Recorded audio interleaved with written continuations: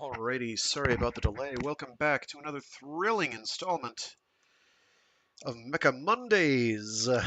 I'm your local, loyal, intrepid pilot narrator Fragath, and today we're going to be reading through more of Michael A. Stackpole's Lethal Heritage, Blood of Kerensky, Volume 1. Previously on. Let's see. The clan invasion is well underway. And they are kicking names and taking buttock. They are, let's see, at this point they've attacked what? Let's see if there's 1, 2, 3, 4, 5. Several locations. Do they actually have a list? I think they do. Basically, everyone is getting a bit of a beating. Um, let's see. Uh, Anyway, the clans have invaded, and they are generally bullying everyone in the inner sphere.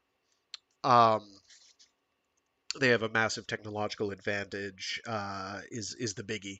It's not that big a technological advantage, but it's significant enough that it is making more or less all the difference in the world.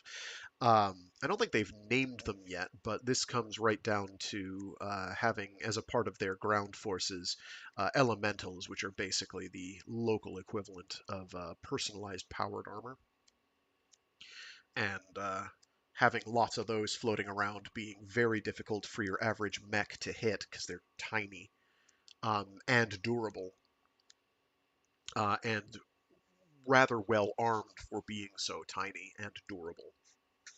I just realized I forgot to do that. There we go. Much better.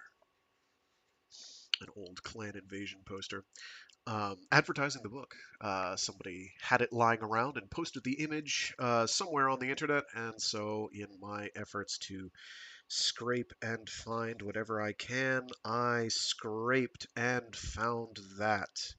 If I knew who to credit, I would, but I don't. Not off the top of my noggin parts. Anyway, so the clans are invading.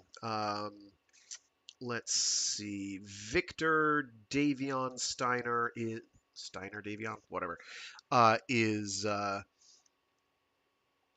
being sent away from the battleground on in the on Trell 1, um, because he's more valuable alive. Let's see. I don't think we had a check-in with Kai. Um, Tyra, Felon Kells. I hesitate to call him girlfriend, call her his girlfriend because they're not together. They separated on terms. Um, let's see. Yeah, no. Kai, we haven't had a checkup on yet. Um, Tyra is kicking along. She's an aerospace fighter pilot. Let's see. Felon is still alive. He is property now of Ulrich, the Khan of Clan Wolf, I believe, right? Yeah, they're the wolves. Yep, Clan Wolf. Let's see, Tyra. We also saw Shin Yodama, and he's where there's a lot of really nasty fighting. He's alive. His mech is toast, um, due to a unfortunate um, encounter with a swarm of powered armored troops, which have just that and the other mechs that have been fielded by the clans have just dismantled. Um, what planet was he on? He's in the Draconis Combine, I know that. Here we go. The Pesht Military District in Turtle Bay. On Turtle Bay? Um, anyway, it hasn't gone great. Anyway, one of the reasons that the clans are doing so well in their multi-pronged invasion of the inner sphere is because ComStar are explicitly helping them. ComStar, evil space AT&T, who has a finger in every pie and is the sole method of faster-than-light communication, is using the fact that every communication ever made goes through them, and using that information to aid and abet the clan invasion. Why are they doing this? Other than to be evil and sinister? Well, um, Primus Mindo says, and I quote, First, in exchange for military intelligence, the invaders will allow us to remain on their conquered worlds. We will be permitted to act as an interface between the populace and the invaders. In short, we will become a benevolent class of administrators able to restructure the worlds, including all governmental and, more important, educational systems, to indoctrinate the people with our message. To wit, ComStar is the savior of all mankind, and only through us can mankind rise again?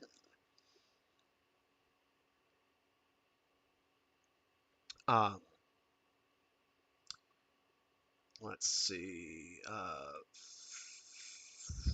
So it's basically a power grab, but in addition, uh, because Mindo and the head honchos of Comstar are like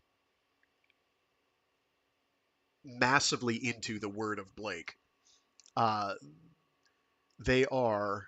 Let's see. So the other thing is they want to basically dismantle the existing power structures on other planets, the holdouts like the Steiner Davion axis and Thomas Marek out of the picture. Um,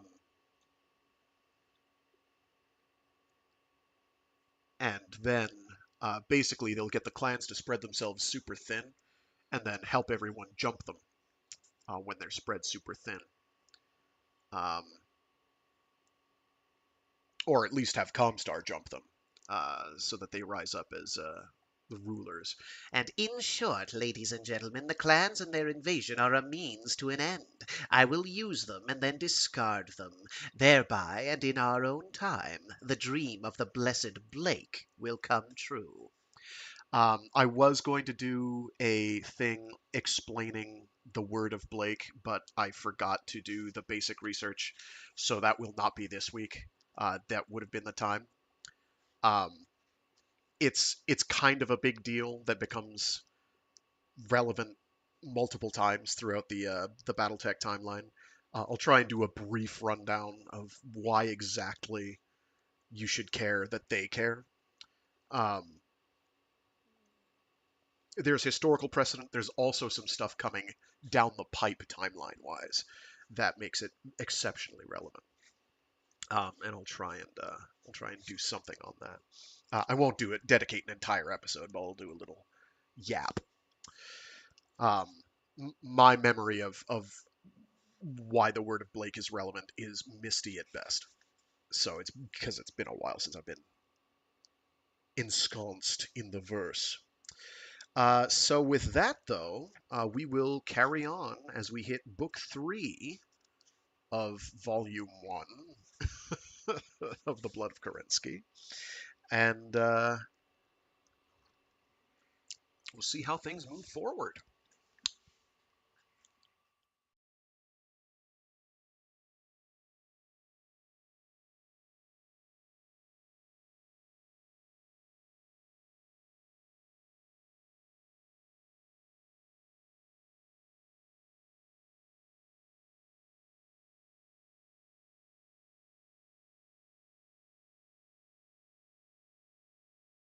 Book 3, Heart of the Beast.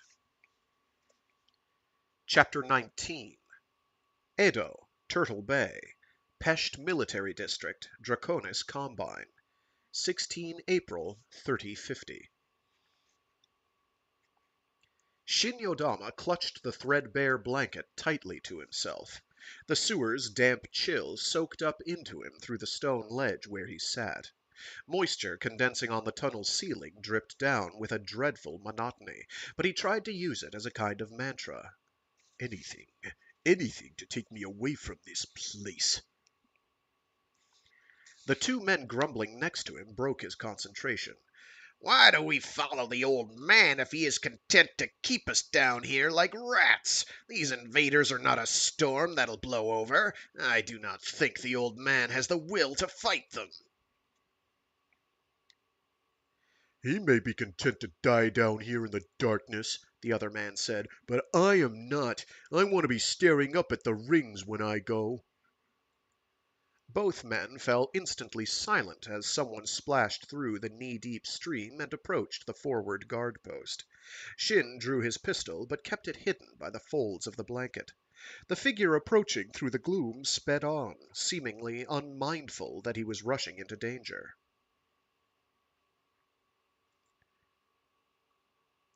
As the man pulled parallel with his position, Shin eared back the... Eared?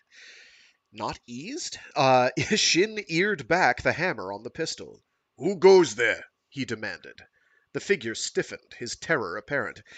Zushi Morochika, he gasped. "Where the hell have you been?" Shin asked, putting his pistol aside. "We were certain the Muen no Daineko got you." Oh, God. I was like, wait a minute. That's that's really bad bastard Japanese. What's going on? The smoke jaguars he's referring to. The man shook his head, and confidence replaced the fear in his voice and silhouette. "No, the smoke jaguars did not get me, but I got them!" Motochika chortled with self-important glee. "Did you hear that explosion earlier?" Shin nodded. "We assumed it was the cats trying to seal another of our rat holes." "No, one of the sewer rats struck back at the cats. I planted a bomb at the Meibutsu Club. It exploded, and I think I got all of them. There were a dozen in there. I saw them go in. I counted them." The other two men whooped with joy and pounded Motochika on the back, but Shin just stared in disbelief. "What about the others in the club? What about our people in there?" Motochika hesitated, but another of the men answered for him. "What do they matter? They were collaborators. They deserve what they got." Shin launched himself from the ledge and pistol-whipped the speaker down into the sewage stream. "Idiot! They are our people! Without them and their support, we are nothing! We survive on their generosity because they believe we can drive the smoke jaguars away." Before the echoes of Shin's outburst could fade, the heavy thunder of a battle mech marching overhead smothered the sound. The three other men cringed in terror, the wet one pressing a hand to the gash Shin's gun had opened on his cheek. Shin looked up, the mech warrior in him not letting him show fear. He pointed at Motochika. "You, come with me. We're going up to see what the cats are doing. You two stay here." Without further ado, Shin set off down the tunnel, then along a side passage running north. His course took him beneath the streets that the mech trod above. When the mech stopped, however, Shin continued on until he came to a set of rusty iron rungs set into the wall. He let Motochika catch up with him, then pointed up. "This leads to an abandoned building that should be just up the street from where they're standing. You go first." Motochika mounted the rungs enthusiastically at first, but slowed as he reached the surface. He timidly pushed the trap door open, then crouched at the edge before waving Shin on up. Shin, who had waited in the shadows below the surface light's reach, joined the Yakuza bomber and crept across the room to a broken window that looked out onto the street. It was warmer up here, but Shin felt colder than ever at the sight of the battle mech he had tagged Daishi, Great Death. It was surrounded by 5 armored warriors like the one he had been lucky enough to kill in the field 2 weeks earlier. Each had a boxy missile launcher on his back, clamped firmly to the assembly Shin believed to be a power pack for the armor and its weapons. Instead of relying only on their right-hand lasers, the infantry carried heavy rifles too. The Yakuza mech warrior noticed how the rifle's trigger guard assembly fit neatly over the laser muzzle, probably to somehow amplify the laser's energy. The Daishi mech towered above all but the tallest buildings in this slummy Burakumin section of Edo. Though its legs and torso might have belonged to a humanoid model, the LRM launcher on its left shoulder looked like a multi-eyed auxiliary head, and its arms were little more than bundles of gun barrels. Shin recognized the weapons as large lasers, small autocannon, and medium lasers, with 3 more medium laser ports dotting the front of the mech's chest. One of the armored warriors stepped forward. People of Uramachi Precinct, we have traced a criminal to this place. He committed the most wasteful and careless act of planting a bomb in a place where civilian and military personnel were present. The explosion caused great loss of life, both to our people and to yours. This will not continue. The infantryman pointed to the hovel nearest the Daishi. If the individual responsible is not turned over to us in the next 2 minutes, everyone in this house will die. Shin cuffed Motochika roughly. Fool, see what you have done. The younger man looked at Shin as though the mech warrior were mad. You don't expect me to go out there, do you? I struck a blow for our freedom. They're bluffing. They won't destroy that house. Shin stared hard at the man beside him. You best hope they don't. If they do, and if you refuse to turn yourself over, I'll shoot you myself and dump your body in the street. As the deadline neared, faces appeared in the windows and doorways of the street, including the house designated for destruction. The Smoke Jaguar infantryman bowed in the direction of the street, then turned toward the dwelling. At the same time, the Daishi swung its elbows back and locked its weapons down on the wood scrap and tar paper hovel. Motochika turned away, but Shin grabbed a handful of his hair and forced him to look out the window. Watch! At the large laser's hellish touch, the hovel exploded into an instant bonfire. Crackling flames appeared from everywhere at once, rising above the Daishi's head, then dropping down again as a hail of autocannon slugs flattened the building. A woman, her hair and clothing aflame, dashed screaming from the door, but one burst of laser bolts from the invader infantrymen silenced her cries forever. The acrid scent of singed hair and burning flesh made Motochika tear away from Shin's grasp and vomit in the corner. Shin ignored him as the Daishi stepped forward and snuffed the flames beneath its flat metal feet. The infantry spokesman again addressed the street. People of Uramachi Precinct, we have traced a criminal to this place. He committed the most wasteful and careless act of planting a bomb in a place where civilian and military personnel were present. The explosion caused great loss of life, both to our people and yours. This will not continue. The soldier pointed to the next hovel. If the individual responsible is not turned over to us in the next 2 minutes, everyone in this house will die. Shin's mouth went sour. The same words, Motochika, and the same gestures. Are you going to take responsibility for your actions, or are you going to let more people die? Motochika, still holding himself on hands and knees, looked weakly over his shoulder at the Kuroi Kiri mech warrior. No one else has dared to strike at them as I have. The old man authorized expeditions to steal weapons and supplies from them, but we have never hurt them. While he has been content with thievery, they have been kidnapping our people. If I am the only man with true courage, I cannot allow myself to be sacrificed because no one else will actually fight these invaders. Shin fought to control the fury Motochika's words aroused. What courage does it take to plant a bomb and kill innocents as well as the guilty? You are nothing more than a common murderer.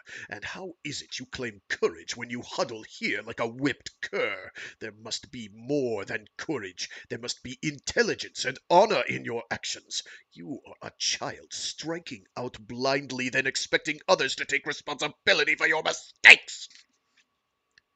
A bright spark of Or, a bright spark of orange caught Shin's eye from the street, and almost instantly he knew what would happen. He leaned over and grabbed Motochika by the collar of his leather jacket. This is courage. Watch and learn. A bald-headed, saffron-robed Buddhist monk walked down the rubble-strewn street toward the smoke jaguars. He held his hands pressed together just below his chin and bowed to the lead infantryman. You will forgive me for not appearing sooner. I had sought to deny my fate. I planted the bomb you described. You need punish no one else. Without hesitation or remorse, the infantryman swung his laser rifle around and triggered it. The bolts stitched their way up the monk's body and knocked him flying. He finally rolled to a stop, smoke rising from the black crater where his face should have been. The smoke jaguars then turned and walked away as though nothing untoward had happened.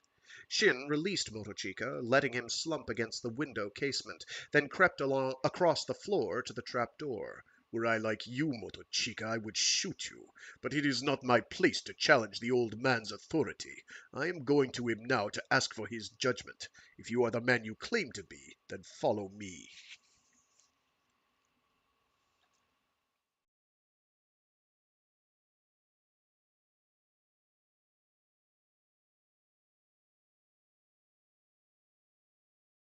If you've ever watched some Yakuza movies, you probably know what's coming.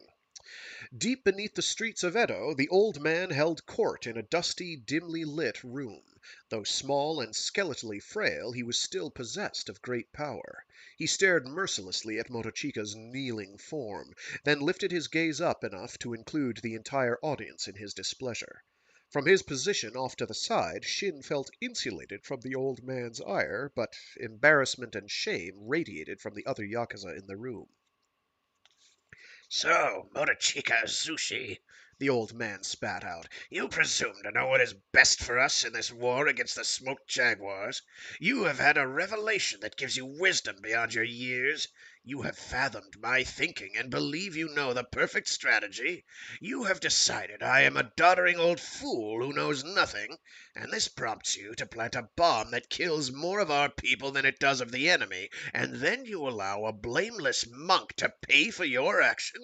Have you less pride than you have brains? The old man drew a knife from the sleeve of his black silk kimono and tossed it to the kneeling hoodlum. Use this. Motochika looked up, horror clawing lines of terror in his face. Harakiri? The old man shook his head scornfully. If I had wanted you to slit your belly, I would have scraped the knife dull against the stones and then given it to you. No, prove to me your remorse. Motochika took up the knife in his right hand. All the fingers of his left hand he curled into a fist except for his littlest finger. He pressed that hand to the stone floor, then laid the blade's razored edge against the top joint. He looked up before proceeding. The old man's eyes narrowed. You caused the death of blameless people. Motochika moved the knife down to the second joint. Keeping his head up, he sliced the blade through his own flesh, then brought his fist over, snapping off the severed part of the finger. Shin felt as though he'd been punched in the stomach, while some of the other wartime Yakuza recruits reeled away, but Motochika made no sound. He hugged his maimed hand to his chest, then offered the severed joints and the bloody knife to the old man. Excuse me, Oyabun, I will not fail you again. The old man nodded, then looked up at the others. Many of you assumed I would do nothing to hurt the smoke jaguars, but you are wrong. I have had another, greater concern, and I have been long in deciding how to acquit it. He glanced at Shin. As you know from our compatriot Yodama, Hohiro Kurita was lost in the fighting, but we have seen no proof of his death. This is because he is not dead. The smoke cats have him in their prison. We will get him out and return him to the coordinator. Someone in the crowd gasped aloud. But that is impossible. They are holding their prisoners in Kurushiyama. No one ever escaped from there when the ISF controlled it, and the cats have only increased security. We will die in the attempt. Shin saw many others nod in agreement. That prison Kurushiyama is a legend even on Marfik. It is aptly named Pain Mountain. After what I have seen in fighting the cats, if they want to keep people in, it's not likely we can get them out. Still, Shin was not inclined to bet against the old man. Why am I surrounded by children? The old man asked in disgust. Do you not remember any of the stories? Kurushiyama surrendered a prisoner once before. Its walls have yielded in the past, and will yield again. We will see to it. A tall man crouching just behind Motochika shook his head. The story of that escape is an old wives' tale. The prisoner was gut-shot. He may have escaped the walls of the prison, but he died in its shadow, and the Sawagashi River carried him away. Pity and scorn playing over his face, the old man unknotted the obi on his kimono and fully bared the left side of his chest. He pointed to the bullet wound scar that obliterated part of the dragon tattooed across his chest and abdomen. This is where they shot me as I was clearing the last wall. He let the rest of his kimono fall away, revealing the tattoo on the right side of his body. Like a grand mural running from shoulder to waist, the multicolored tattoo depicted the story of a young man's journey from captivity to freedom. At his shoulder, the saga's hero escaped the confines of a dark, lightning-struck mountain. At the foot of the mountain, he fought and killed two demons, though one managed to stab him in the belly with a fiery spear. Finally, blood leaking from the wound, the hero swam a river and took refuge in a seasonally dry storm tunnel until he could regain enough strength to leave the sewers. You see, my friends, it is possible to beat Kurushiyama. The route I used to escape has been deemed the secondary one because we saved the first and best for a mass escape. Our first duty is to the dragon, and saving Hogoro will acquit it perfectly. After that, the old man smiled cruelly, the cats will be ours to play with.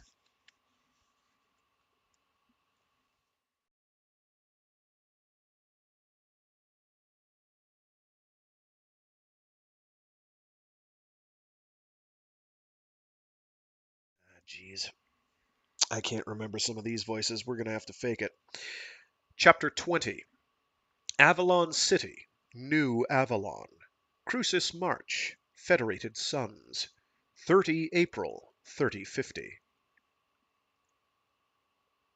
Prince Hans Davion leaned forward across the briefing table and stared at the holographic map of the Lyran Commonwealth. He reached over, took his wife's left hand in his right, and gave it a reassuring squeeze. Are you certain 4 more worlds are under assault? They only hit the first dozen 2 weeks ago. Is it possible? Justin Allard, standing halfway down the table, nodded slowly. It looks as though the troops that conquer the worlds are not the same ones used to garrison the worlds. Once the populace is disarmed, the invaders are most willing to work with the local authorities to maintain order. This frees up the shock troops to move on to hit forward targets. Melissa Steiner Davion studied the map. If their first wave took 12 worlds so easily, why did they only attack 4 in this wave? That, Archon, is a question I cannot answer. Justin nodded to Alex Mallory, the tall, slender man seated at a data terminal opposite him. Alex hit a number of keys, and the map dissolved in favor of some grainy images of bizarre mechs engaging in combat. The picture zoomed in on the green falcon crest on one mech's chest. As soon as that picture stabilized, another crest, a wolf's head, appeared beside it. Justin pointed to the crests. The majority of worlds taken from the Commonwealth in the first wave were captured by troops wearing this Jade Falcon crest. Ikar and Chateau fell to the wolves. Their mechs are similar, but we have seen no combined operations. They appear to share a similar origin, yet the two forces are not working together. Alex brought the map back up, then focused it down on the rim sector where the invasion had begun to nibble away at the Commonwealth. Invaded and conquered worlds burned green on the map, while bright blue pinpricks of light represented the Commonwealth's other worlds. The 4 new invasion sites were hit by Jade Falcon troops alone. Reports have come in slowly, but we think the Jade Falcons concentrated their attack forces from the 10 worlds they took to attack the next 4. There is even a possibility that they reinforced Trell 1 because Lieutenant General Hawksworth's guerrilla tactics still appear to be giving them some trouble. I pray to God you survive, Hawksworth. I want to pin a medal on your chest for being smart enough to get Victor out of there. Hans's blue eyes narrowed. How long can the 12th Drawnagel hold out? Justin's face darkened. As an effective fighting force? Not much longer. Their mechs have to be virtually out of supply. Their energy weapons will continue to work as long as there's fuel for the fusion engines, which is no problem on a world producing hydrogen, but the lack of repair facilities and missiles will put them at a great disadvantage. I'd be very surprised if they survived even a month more. Alex nodded in agreement, but added a caveat. Trell 1 does have a couple of hidden supply stations within Hawksworth's operational area. They were part of our advanced line of supply when we feared the Ronin renegades would come through Rasselhag and hit our worlds. Hawksworth knows where they are. If he can reach them, he'll be able to resupply and maintain a good defensive position. Of course, any pitched battle against the mechs these invaders are using would be foolish at best. Hans leaned back in his chair as the others settled into silence. We always expected an invasion, but I expected Kurita or the Free Worlds League to launch it. We never dreamed of an attack by invaders from beyond the periphery in mechs the like of which we've never seen. In their first wave, they almost robbed me of my son, and then they sliced a chunk from my wife's realm. So far, the only way to combat them is with the desperate tactics of guerrilla war. That could work in isolated cases where the conditions of a world are favorable, but it cannot throw the invaders back. The prince took a deep breath. But who the hell are they? For the first time in Hans's memory, the Secretary of Intelligence let frustration flash over his face. I don't know, Highness. So many theories have been put forward, but we don't have enough information to sort the fact from the fiction. Melissa folded her hands in front of her and tapped the tip of one thumb against the other. Are they Kerensky's people come back? Justin looked at his aide, and the slender man hit a few keys on the computer, summoning another holographic image above the center of the table. We cannot be certain, of course, but their unit organization points away from a Star League genesis. As you know, we organize our troops on the old Star League 4/3 system. 4 mechs make a lance, 3 lances make a company, 3 companies make a battalion, and 3 battalions make a regiment, with the battalion and regimental command lances adding up to about 24 mechs. The gentle click of keys brought up another table of organization beside the first. As nearly as we can extrapolate from the data gathered by your son and Hauptmann Cox, the invaders work on a system based on the number 5. 5 mechs make up a lance, and 5 of those units make up the next highest unit, and so on. Anger knotted Hans's eyebrows together. So if it's not Kerensky's descendants, then who? Justin interlaced his fingers behind his neck and shot a glance at Melissa. Perhaps it has some connection to the time, some 40 years ago, when Katrina Steiner disguised herself as the pirate the Red Corsair, while she, Morgan Kell, and Arthur Louvon escaped into the periphery to elude Alessandro Steiner's assassins. That was when they found a Star League research center on an uncharted planet that had recently been ravaged by pirates. Many of the items they brought back after the year in hiding remained mysterious for decades. You know, of course, that this is the origin of the black boxes that helped us circumvent the ComStar communications interdiction during the Fourth Succession War. Until the pirates overran them, that small research station had been able to continue experimenting and learning, while the rest of the Inner Sphere went into a technological decline because of centuries of war. Melissa chewed her lower lip for a moment. So you're suggesting that if there was one research station that escaped discovery all those years, there could be others? The Secretary of Intelligence nodded emphatically. There could be thousands more, Highness, but it only needed one. One that engaged in weapons research. In the mechs these invaders have are definitely built along the lines of our battle mechs. They just happen to be more powerful and run a lot cooler. Getting more power out of a fusion engine and creating better heat sinks are two of the prime foci for research at the New Avalon Institute of Science. It could be that the invaders just had a 3-century head start on us. Hans's right hand convulsed down into a fist. And they started from a level of technology we have yet to reach. What do you think happened then, Justin? Could a base able to produce such powerful mechs fall to periphery bandits who now turn their resources against us? Probably not. Justin shrugged helplessly. All we can say for certain is that whoever they are, their technology supersedes anything from the days of the Star League. Other than that, all we can do with our current information is continue to guess. How can we grapple with an enemy who outguns us and outmaneuvers us when we can't figure out who they are and what they want? It's like wrestling with smoke. That was internal monologue. Your ideas have merit, and I know you'll keep working on the problem. Identifying the invaders is of paramount importance. Of course, my prince.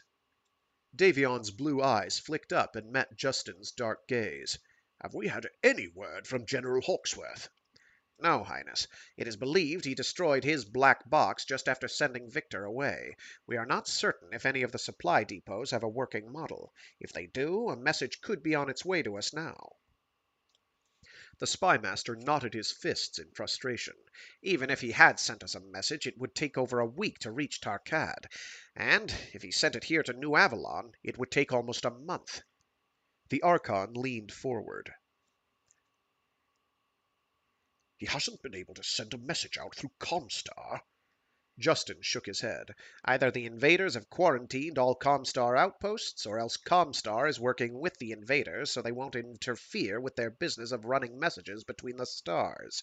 We know ComStar is filtering some messages because the news that Victor escaped Trell 1 came more quickly through a message by Hauptmann Cox to his family than did Victor's priority message to the court. The prince frowned deeply. If ComStar is filtering messages, we'll never be able to learn the true extent of the invasion. We cannot be certain if or where our enemies have been hit. Justin smiled briefly and glanced at Alex. I think, my prince, that we have beaten ComStar at their own game. He nodded to his aide. You came up with this brainchild, Alex. You explain it. Alex nodded and summoned a stream of data to replace the map. ComStar, for reasons known only to its leaders, has chosen not to broadcast news of the invasion. I suspect they want to avoid panicking the public until the various governments have had a chance to react to the threat. Regardless, they have continued to supply commodity and production reports from all the worlds that have been hit. For all intents and purposes, things look normal out there. The clack of keys summoned another line of data and a variable matrix below it. To keep anyone from twigging onto their deception, ComStar has composed the figures from data collected over the last 70 years. That's 70.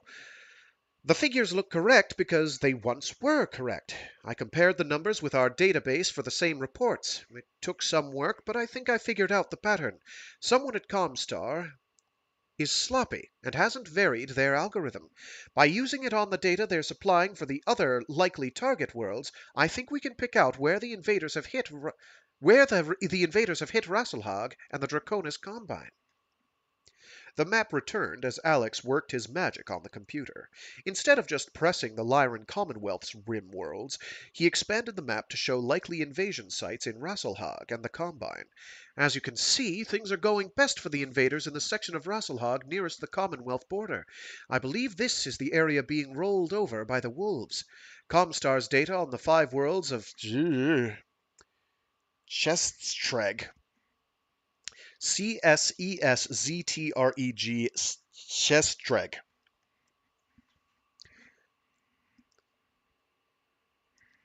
Anyway, ComStar's data on the 5 worlds from Chestrek to New Bergen to Leoben has just started to look like it's been doctored, so I would guess they've only recently been hit. Closer to the Combine, and in the Combine itself, things are moving more slowly. Are the invaders meeting any resistance in the Rasselhag Republic? Melissa asked. They lost 13 planets in the first wave, which is a much higher percentage for them than a dozen worlds is to the Lyran Commonwealth. Justin pointed to one world on the Rosselhog. Yeah, so that's true. The Rosselhog Republic is pretty small. It's notoriously tiny. Um, Justin pointed to one world on the Rosselhog rim. The strike here at Thule could have crippled Rosselhog's ability to fight, because their Minister of Defense was on a tour of the rim at the time. We thought he'd been killed, but he appeared in a recent news holovid from Rosselhog itself. Our sources have given us independent confirmation of his survival, though rumors had it that the invaders almost got him. The Archon arched a brow. That's interesting. The Jade Eagles strike at Trell 1 where our sun is stationed. Invaders strike at Thule while the Minister of Defense is there but just miss him. I noticed they also hit Turtle Bay. As I recall, Hohiro Kurita is stationed there, is he not? The spy master nodded gravely. Unless Hohiro was moved off-world just before the assault, he was on Turtle Bay when it came. We have no reports that he escaped, so it is conceivable that he was killed in the fighting. Even without first-hand information, there are indications that matters did not go well for the Combine in that region. Justin looked over at Alex. Bring up the Combine's recent troop movements. As the map image drew back, then focused in on a section of the Combine Commonwealth border, icons representing military units formed neat little columns below. As you can see, Theodore Kurita is exercising his authority as Gunji no Kanrei. He is shifting troops away from the Dioron military district and sending them back on their own supply ships. He will be able to deliver 20 crack regiments to oppose the invaders by the end of the summer. He is also shifting troops up from the Rosselhog border, but there are not really enough of them to do more than slow the invaders' advance. As Alex added animation to the troop movements, a gross area of weakness appeared in the Combine's border defenses. The prince stared at it like a chess master studying a board. If Theodore completes his troop movements, he leaves the Combine's belly open for a strike that could cripple it. Caught between the invaders and our force, the Combine would be crushed once and for all. He looked up. How did we get this information? Justin pressed his palms flat to the table and leaned forward. Half of it came through agents we have on the various bases that are giving up troops. They did not know what to look for until we gave them very specific orders, however. We were seeking confirmation of the intelligence obtained by an agent on Luthien. We believe that the agent has blown his cover, but the Gunji no Kanrei has not seen fit to eliminate him yet. Hans leaned back and steepled his fingers. Then you think Theodore Kurita may have leaked us this information about his own weakness? Justin hesitated for a moment, then nodded. Yes, Highness, I do. He took everyone in with his glance. He would never admit weakness, but his letting us see his intended troop movements could imply that he believes the invaders are a greater threat to the successor states than we are to each other. Hans took a deep breath and let it out slowly. This would be a perfect opportunity to destroy the Combine, and more than one of my field marshals will encourage me to do it. But if Justin's right about Theodore's intentions, I shared the Conray's view of the invasion. What good is defeating an enemy if I cannot build upon that victory? I would be foolish. Hans turned to his wife. What do you think? It strikes me, beloved, that Theodore must be as concerned about his son's fate as we were for ours until we heard that Victor had been evacuated. You know that Kurita would prosecute a war with the invaders as well as anyone in the successor states. Oh, sorry, I misread that. You know that Kurita will prosecute a war with the invaders as well as anyone in the successor states. If we were to attack him, he would be forced to divide his effort, and that would spell disaster for his war against these strangers. One look at the map makes it clear that once the invaders have broken the Combine, the Federated Suns is next. If troops we now have assigned to the Combine border could be shifted rimward, they could be used to hold back the invasion into the Commonwealth. As always, your analysis is most valued and most accurate, Hans said with a smile, then turned to Justin. Do you concur? Do we move our troops from the Isle of Skye out to face the invaders? Justin nodded. Our jump ship assets are in position to move quickly. We can deliver troops to the rim more quickly than the Combine can. I've already sent orders for mercenary units under contract to head toward the rim. If we're lucky, they can form a firebreak to slow the invaders. What about the Eridani Light Horse? Hans asked. Are they willing to move before the ink is dry on the new contract? Yes, sire. I had confirmation of compliance with the orders from them earlier today. Justin half closed his eyes. I also had a request from my brother Daniel to move the Kell hounds toward the rim. I don't know where Dan got the information, but there seems to be no question that the invaders were responsible for Felon Kell's death out in the periphery.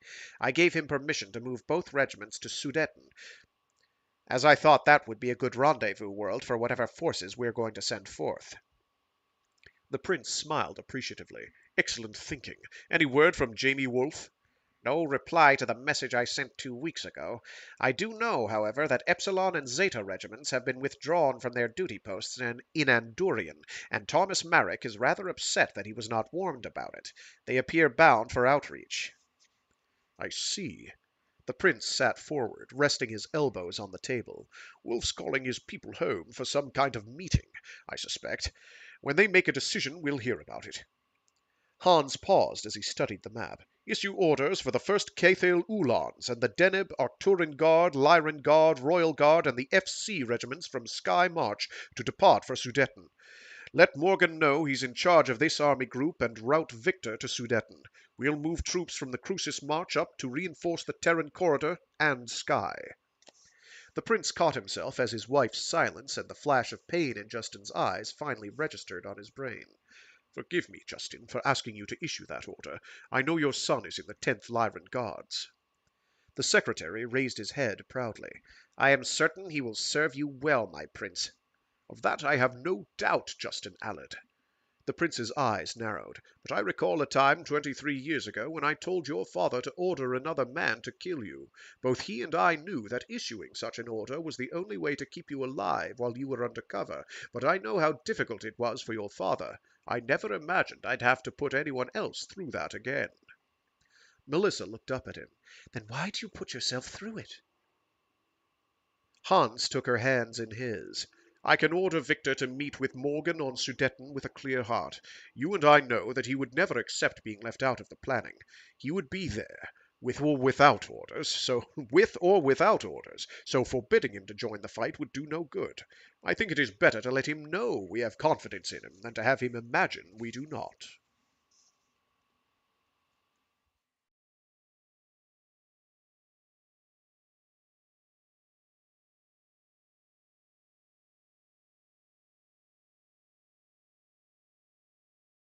Chapter 21.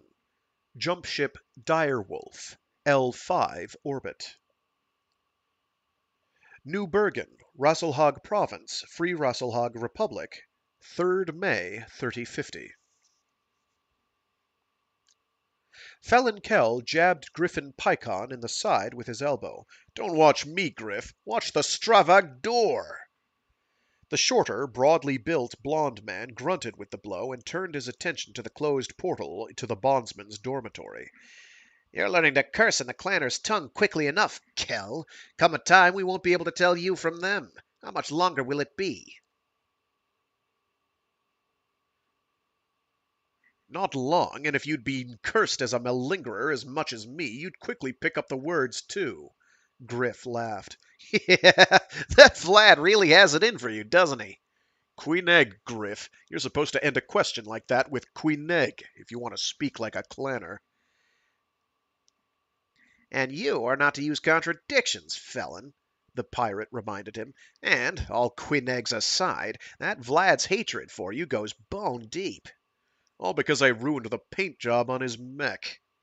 Felon snapped a chip down into the circuit board, then fitted it inside a gray Petrochem box just slightly larger than a pack of cards. He slid the cover from beneath the corded loop on his waist and settled it in place with a click, then palmed the device. There, got it. Griff glanced back over his shoulder at the mercenary. You sure that thing'll work? After a moment's hesitation, he added, Quiaf? Felon crossed to his bunk and slipped the slender box inside his mattress. Af, I fixed up 2 of their audio-sensitive locks on a work detail last week. Their tech was so impressed with my skill. Felon rolled his eyes to heaven, that he even showed me how to burn EPROMs down in the workshop. The former periphery pirate made no attempt to hide his confusion. EPROMs? Felon half smiled. And this is internal monologue. So much of what the clans have on this jump ship is lost tech in the successor states. I've heard of burning programs into computer chips, but that's only because of my father's friend, Clovis Holstein. Clovis showed me how to do it, but the machine he used was a monster with only a quarter of the features that the one down in the maintenance bays here. Of the one down, frickadoodle. Clovis showed me how to do it, but the machine he used was a monster with only a quarter of the features of the one down in the maintenance bays here.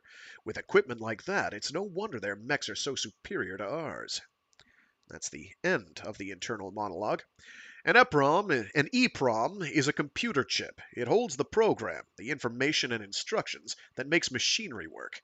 What I did was to create a program that'll cycle through all possible lock combinations, starting with 2 numbers and working up until the lock opens.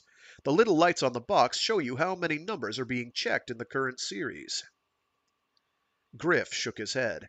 You amaze me, kid. In my day, all I had to know about chips was that if one went bad in my mech, I had to steal a whole board from another machine to make it right. But you say that thing will get us into the bondswomen's area?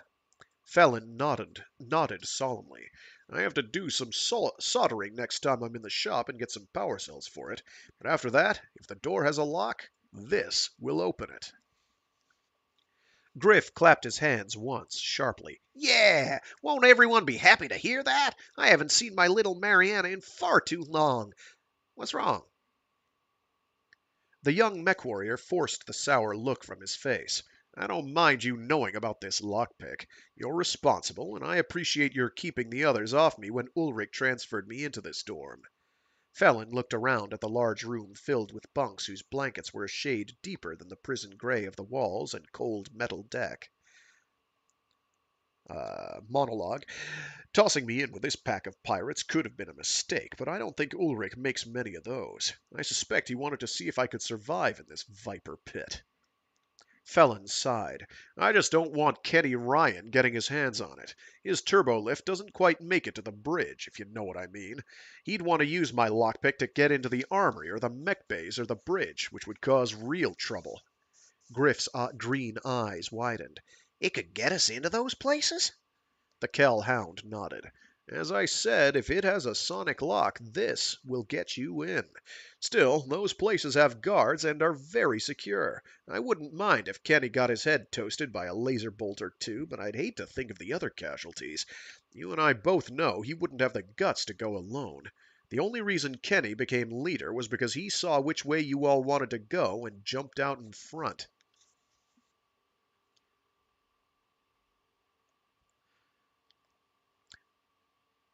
The door suddenly opened, cutting off any comment from Griff. Rana's smile died a little at seeing the pirate, but not completely. Felon, she said, the Khan requests your presence. Felon looked up quickly and straightened his jumpsuit. He didn't realize how hard his heart was pounding until he noticed the bemused expression on Griff's face. That made Felon blush, and the pirate smiled even more broadly. She's smart and pretty and a mech warrior, and damn it, I like her. Why should I be embarrassed? I'm not betraying them, am I? Griff winked at Rana. Now don't keep him out until all hours. The boy needs his rest if he's going to do his work. Rana tried to look stern, but her eyes revealed amusement. Work. Now that is a novel concept for you. I thought the lot of you were supposed to be painting Storage Bay 7. I can check on that. Griff held up his hands. I was just heading down there. He glanced at Felon. Don't embarrass us, kid. Remember not to slurp your tea. The mercenary smiled cruelly. Don't worry, this ain't the periphery. They actually give us cups. Griff laughed and slipped past Rana at the door. The clanswoman kept the disapproving look on her face until he had passed. Then her facade also dissolved into laughter. Felon threaded his way between bunks and followed her out into the corridor. Do you know what the Khan wants, Rana, or do I just have to wait and see? She shook her head, then tucked her hands into the pockets of her navy jumpsuit. She fished around for a moment, her expression becoming annoyed. Then she patted her chest pockets, still not finding what she sought. How could I forget my remote? She asked irritably, more to herself than Felon. She turned to him as they reached the turbo lift. We have to take a short detour. I left something in my quarters. She punched the button summoning the lift. Once inside, she directed the box up 4 levels, punched in the entry code, then ushered Felon along a corridor marked by a shield and blue-white ball icon. When they came to a door marked by a wolf's head and a single red dagger star beneath it, she keyed a series of 5 numbers into the lock panel. Tones sounded out, but came too quickly for Felon to identify them. The door slid to the left, then shut silently after they entered. Felon looked around. The room is smaller than the Khan's suite, to be sure, yet doesn't feel cramped. The foyer, with a mirrored closet to the left and hatchway into a lavatory to the right, opened onto a small living room. A drafting table took up the far left corner, and surrounding it, Felon saw pens, pencils, brushes, paints, and other artists' tools. Paintings hung on each wall, and though they used different colors and were of vastly different subjects, Felon noted elements of style that bound them all together. Rana passed through a hatchway in the living room's right wall and disappeared into what Felon assumed was her bedchamber. He crossed to the far wall and stared closely at a landscape in tones of purple and red. The use of blurred lines gave the impression that the subject of the painting was a hellishly hot place. Above the highest mountains, the cold blackness of space and the brilliant diamond-like stars looked like a sanctuary, but somehow Felon read a reluctance to leave the world for the boundless void between the stars. She called to him from the doorway. "Do you like it?" "I'm not sure I'm supposed to like it. It reminds me of the first time I shipped out from Ark Royal with the hounds and realized what it meant to be leaving the world where I was born. I was only 5 at the time. I felt enthusiastic because it was a great adventure, but I also didn't want to leave my grandparents and cousins behind." Felon turned to face her. "I wanted to go, but I also dreaded it, Quiath." Rana nodded. I think I have some understanding. That is a landscape from the world where I grew up. I felt great sadness in leaving. But you mentioned cousins." Felon smiled sheepishly. "Well, that's what I called them. They weren't first cousins, of course, because I didn't have any. I mean, that was years before we found out about Chris. They were just the folks I grew up with on Ark Royal." She smiled as what he was saying finally seemed to dawn on her. "Ah, your Sibco. I can understand why you were reluctant to leave them. Fortunately for me, my Sibco has traveled with me, or I with it, as it were." The Kell hound looked over at Rana and shook his head. "Somehow I wouldn't have figured you for an artist." Rana started to object, but he held up his hand to forestall her complaint. "What I mean is that the atmosphere around here seems more suited to military than to artistic pursuits. Of course, you're different than the others. I can't imagine Ivantha or Vlad painting or writing poetry, if you see my point." The thought brought a smile to Rana's face. Maybe I get your meaning, but I am not sure. You have to understand that I grew up with them, so I am blind in that area. It is hard to be sure how I could be different." "Easy, Felon. This discussion could get you into lots of trouble." He shrugged, then lifted his right wrist and pulled at the cord binding it. "Except for you and the Khan, everyone else looks no further than this wristlet when they look at me. You see the person I am, for better or worse. Without your help, I might not have survived this long." A devilish gleam lit her azure eyes. "Oh, I do not think that is true, Felon Patrick Kell. Perhaps I look beyond your bond cord because you seem different from the other bondsmen." Felon raised an eyebrow. "If I may be so bold, how? Why?" She leaned easily against the hatch's edge. "The Khan's interest in you first opened the door, I believe. At first I resented being assigned to nursemaid you, but now I do not find the duty so odious." "There is a God." "That is one of the things I like about you, Felon. You have a wit and express it easily. You don't seem to be plotting your escape, but I know you are smart and dangerous enough to have that idea somewhere in your head." She saluted him with a nod. "Most of all, your sense of independence seems to set you apart from the others. You are so much a mech warrior that the bond cord will forever chafe your spirit." He half closed his eyes, considering her words. "She's right. I would love to escape this tin whale, or at least get a message out. Have I given myself away, or is she just very good at sizing up the opposition?" He forced himself to smile easily. I thank you for your insight. And I thank you for yours as well. She returned his smile. I have to ask you about something you said before. You knew your grandparents, Quiaf? Sure, Grandpa Kell's still alive. He's slowed down quite a bit at age 87, but he still manages his holding. Grandpa Ward died in the war before I was gone, but Grandma Ward is still alive and lives on Ark Royal. Rana's eyes narrowed. 87 years old? You have to be joking. Felon shook his head. Nope, he'll be 88 this October. Amazing. Something squeaked in the room behind her. Half turning, Rana held out her hand and made little cooing sounds. Nothing to be afraid of, Jehu.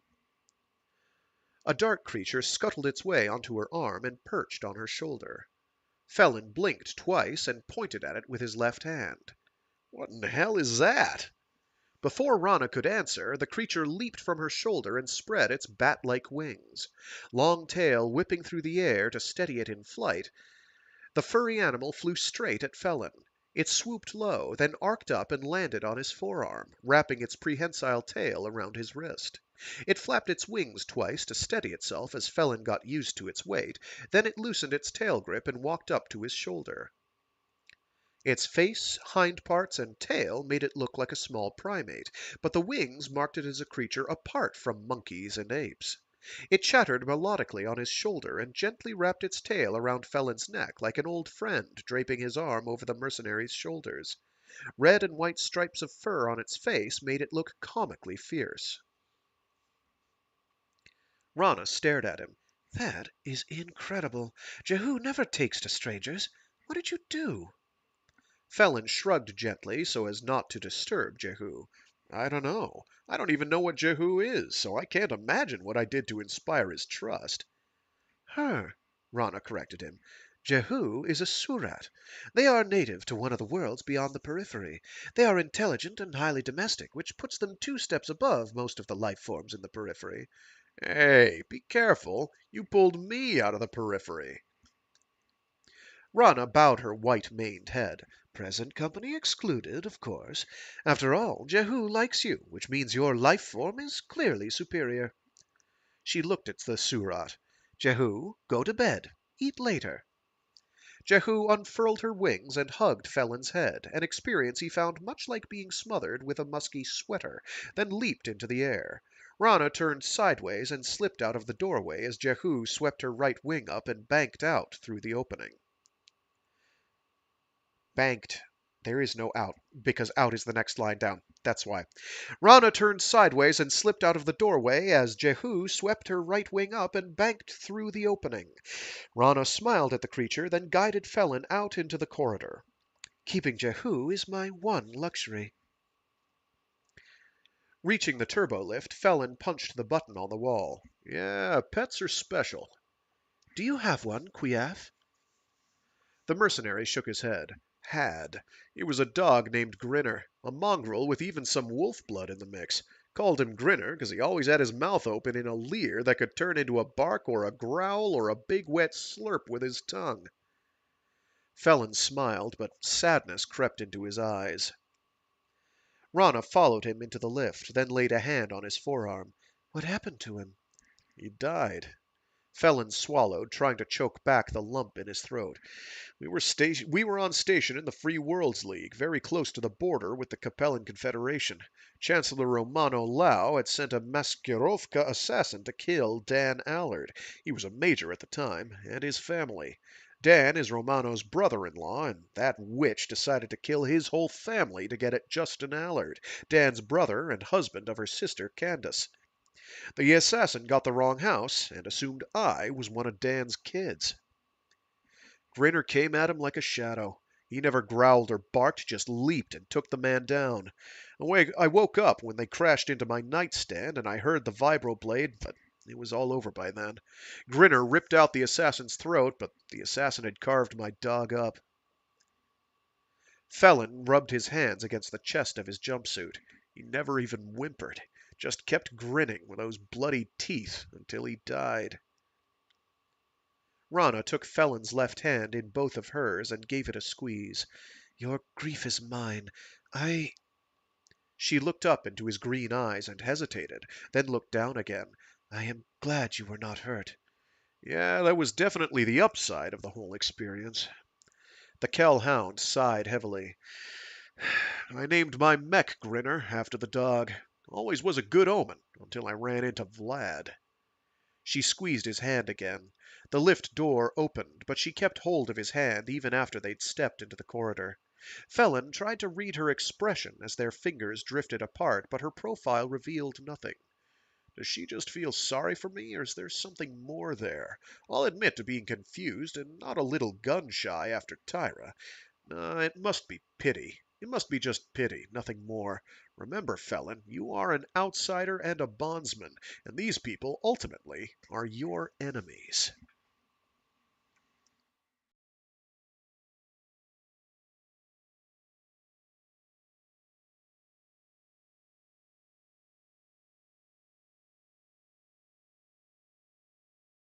Chapter 22.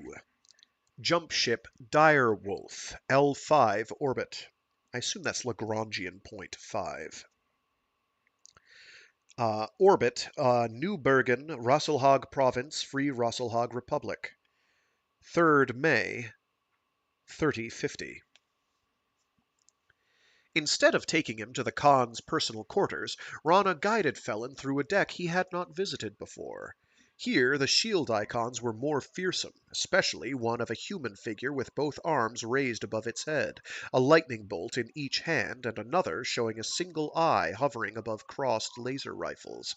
The corridor itself was kept dim, and a line of red lights at the juncture of the bulkhead and deck showed them in which direction to travel. I'm going to mute it because there's a siren.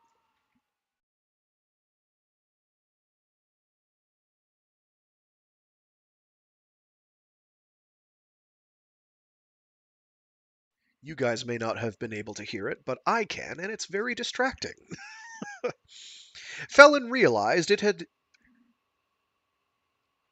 Oh, I see. So the way it's written is Felon realized it had be a command center of sorts. I'm going to assume it had to be, is how it's supposed to read. Felon realized it had to be a command center of sorts. The dim lights obviated the necessity of adjusting one's eyes to the darkness common in briefing rooms. More important, the martial icons could only mean that behind these doors were the nerve centers for the various branches of clan service. Felon guessed that the ship had reached some new system, and the clansmen were about to take it. The mercenary's pulse began to thunder in his ears. Why would the Khan want me present during an invasion? Even if I can't escape, why expose me to military intelligence that I should not see? I would occasionally like to be told what is expected of me. The novelty of living like a rat in an experimenter's cage is wearing thin. Rana opened a door whose icon was a single eye, and led the way into a comfortably appointed. Let's try the sentence from the top, I'm sorry. Rana opened a door whose icon was a single eye, and led the way into a comfortably appointed chamber. Once inside, Felon saw several jump ships through a large round viewport into space. Fixed to the walls, maroon leather couches provided comfortable seating. Each of the walls, save the one to his right, was decorated with holographic battle scenes. The whole right wall was made of glass and looked out over the dire wolf's battle bridge. Below, dozens of clan officers of both sexes stood around an area containing the largest holographic display Felon had ever seen. It covered an area at least 6 meters in diameter, and the images rose more than 3 meters above the deck to the ceiling. Beyond it, running the length of the rectangular room and side to side, hundreds of data terminals flickered with green or amber light. Down at the far end of the bridge, a giant portal looked out onto the planet under assault. Walking within the images, Felon recognized Ulrich, but could not identify the dark-skinned man walking with him. Rana, who is that with the Khan? She frowned slightly. That is Leo, the ill Khan. He is a smoke jaguar and the current Khan of Khans. He is the invasion's leader. Felon looked over at her. You don't much care for him. She shook her head. "He is the ill Khan, and I do as he commands, but he is determined to interfere with the Khan's assault of the planet. The Khan wanted either Star Colonel Lara or Star Colonel Darren to lead the attack, but the ill Khan has forced him to use Star Colonel Marcos instead of Darren." Felon matched names to the individuals Rana pointed out from their vantage point. As Leo and Ulrich left the holographic area, the Precenter Marshal joined them. Then two other individuals entered the display unit. Star Colonel Lara wore her blonde hair midway down her back and her fingernails painted black. Marcos joined her, confidently smoothing his jet black hair against his pate. Both looked fit, and to Felon, far too young to be colonels. "What is that thing where they're pacing around?" Rana looked at Felon curiously. "That is a full-sized holotank. Its computers coordinate all the different data feeds to create a three-dimensional map of the planet below. It can even get down to a 1-to-1 scale, though it loses some resolution at that point. Mostly it is used as a tactical display, but similar units are used for simulator combat to train the elementals, our armored infantry. Evantha is an elemental." So now they finally listed them by name. It was a spoiler, technically, sort of. There are criminally few MechWarrior and BattleTech games where you can play using elementals. Interestingly, the MechAssault titles from on the on the old original Xbox are one of them. Probably the best one, in my opinion. And I am an opinionated individual. Is one of my favorite implementation, other than MechAssault, which was, let's face it, actually a lot of fun. It wasn't exactly what you'd call, the purist in me didn't like it, but the person who liked a fun action game romp certainly did. It's a very arcadey, actiony game. It's quite entertaining, both of them. But it's not much of a mech sim. But the game I feel that really nailed them best is MechWarrior Living Legends, which is technically a mod, but is now standalone. Started its life as a mod for the original Crisis and is now standalone using the same engine. I forget which Crytek engine that was. 2, maybe? No, I think that was still Crytek 1. Hell of a thing. That is still up and active, and if you have a PC, I recommend checking it out. MechWarrior Living Legends, good fun. But yeah, playable elementals there, so you can zip around and be a general nuisance. It's quite fun. Very entertaining. Also has aerospace tanks and whatnot. So very full-bodied. It's kind of like if you tried to make a Battlefield title that was MechWarrior focused or BattleTech focused. Very good. Where were we before I interrupted myself? Oh, yes. Mostly it is used as a tactical display, but similar units are used for simulator combat to train the elementals, our armored infantry. Evantha is an elemental, which is why she's buff, I guess. The mercenary watched the two star colonels stalk around the holotank. A colonel should be commanding a regiment, which means about 130 mechs and assorted support personnel. Oh, that's Felon talking. A colonel should be commanding a regiment, which means about 130 mechs and assorted support personnel. It's going to take more than one regiment to capture a whole planet. Why doesn't the Ilkhan just send both of them? Rana hesitated just long enough for Felon to know she was leaving something out of her answer. New Bergen, I believe that is what you call the world, has said they only have 2 regiments to oppose us. Each colonel will bid for the honor of taking your world. Of taking the world. Bid? Felon didn't understand at all. Your mechs might be good, but this isn't a game. Rana looked at him with steel in her blue eyes. No, Felon, this is not a game. Tension filled her voice and body. When a large data monitor mounted on the wall flashed to life, her head whipped around and she watched the scene below intently. In the holotank, the star colonels shook hands, then left the display. Ulrich nodded to Lara and she said something, but the sound did not make it through the window. Behind her, 15 eight-pointed red dagger stars lined themselves up on the wall-mounted data display beneath an icon that Felon decided represented the direwolf. At the same time, a small device clipped to Rana's belt beeped and a red LED lit up. Rana smiled wolfishly and rubbed her hands together. Yes, open with everything and see how he cuts it. Marcos thrust a fist in the air and shouted something, but again the sound was lost to those in the observing room. Beneath the line of stars that materialized when Lara spoke, another line appeared, but this one had only 14 stars. Lara immediately replied to Marcos, and 2 of the stars vanished from her line. Marcos countered, and Lara matched him, leaving each row equal in length at a dozen stars. Felon looked over at his companion. What just happened? The clanswoman held her right hand The clanswoman held her right hand up to forestall another question. Preliminaries, that's all. They are both at 12 stars, and it is Marcos's bid. Marcos turned and huddled with a couple of other clan officers, including Vlad. Felon saw the precentor marshal say something to Ulrich, which brought a nod from the Khan and a sour look to the ill Khan's face. Lara watched her adversary through the holotank and waved off advice from her supporters. Marcos turned and grinned confidently. He offered a bid that removed 3 of the dagger stars, replacing them with 3 small, 5-pointed blue-white stars, and 3 green, 4-pointed dagger stars trimmed in silver. The Ilkhan saluted that bid, and Marcos stared at his opposition. Lara's return bid swept away 3 of the dagger stars, but put nothing up in their place. Marcos looked stricken, and the blood drained from the Ilkhan's face. Ulrich nodded a silent salute to Lara, and the precentor marshal matched the gesture. No!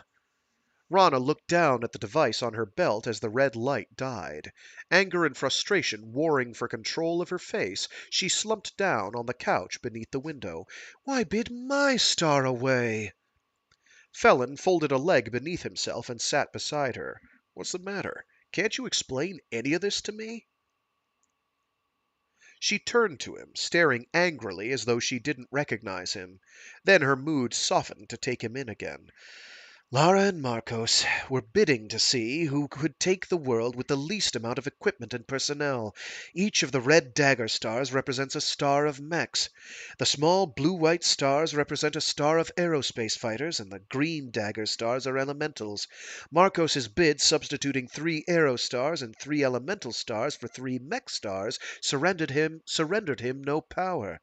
Lara realized Marcos had hit the low end of his confidence, so she dropped herself down to 9 mech stars. It gives her room to maneuver if she runs into trouble on the planet, and will be a great victory if she does not. Felon frowned. What do you mean by room to maneuver? Rana looked at her hands. Lara can call down forces equal to Marcos's last bid without surrendering any booty to him. With his agreement, something she is not likely to get, she could call down forces equivalent to her opening bid, but she would have to concede all sorts of things, making the victory worthless to her. Oh. The mercenary peered at Rana, trying to pierce the veil of dejection. Why are you upset? I thought you wanted Lara to win the bidding war. I did. She showed him the device that had been clipped to her belt as though in answer to his question. It is just that the last mech star she bid away was mine. While she is down there fighting on New Bergen, I will still be up here. Sorry, I didn't realize I was such poor company. I can see how you would prefer combat to... Irritation knotting her brows, she cuffed him playfully. It is not that, but I want to be part of the invasion. This is the first assault since I tested into Star Commander, and I want a chance to prove myself. Felon covered her hands with his. I understand. The door to the observation room slid open to admit Khan Ulrich. Rana and Felon both stood immediately. If the Khan noticed their physical contact when he entered, he gave no sign. The pre-center marshal, a step behind him, did notice, but controlled his reaction perfectly. The Khan pointed toward the battle bridge. "Did you see what happened, Felon? Did you understand it?" Felon took a deep breath before answering. "I watched. I believe I understand. Your commanders bid against each other to see who can accomplish an objective with the least amount of personnel and equipment. I can see how it forces each to be as sharp as possible because, I assume, success in a mission breeds opportunity for more missions. What I don't understand is why you wanted me to watch this." Felon searched for the appropriate word. "Ritual." The Khan spitted Felon with a steady stare. "I wanted you to watch because I want you to understand. I want you to understand because I want you to see how we think and operate." The mercenary frowned. "I am honored, but how does that make me more valuable to you?" "You underestimate yourself, Felon. The Il Khan has decided that because our next target lies near the border of our attack zone and that of the Ghost Bears, I will have to bid against Khan Bjorn for the right to take it. You are acquainted with how your people make war, and from what the Precentor Marshal tells me of your background, you possess a most unorthodox military mind. I want you to help me prepare my bids. Our next target is a ripe plum indeed, and I mean to have it." Ulrich reached out and clapped the younger man on both shoulders. "With your help, Felon Kell, Rasselhag will be mine."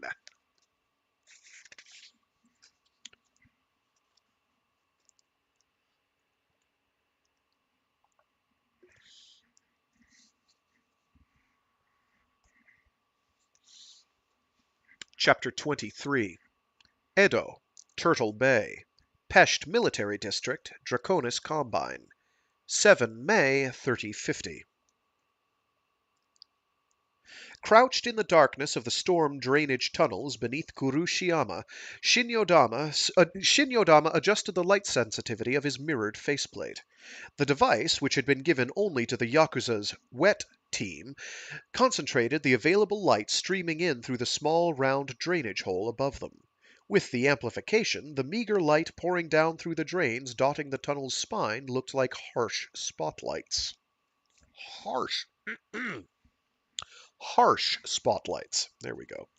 Shin glanced at the luminous time display on the upper left corner of the faceplate. Above, the time slowly increased toward midnight. Below, seconds and minutes clicked down as the deadline for their attack approached.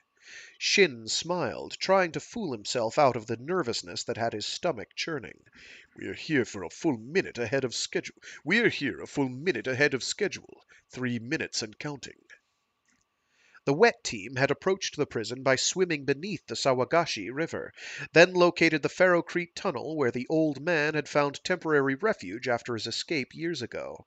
It led deeper into the prison and was designed to carry water from the monsoons and other storms to the river.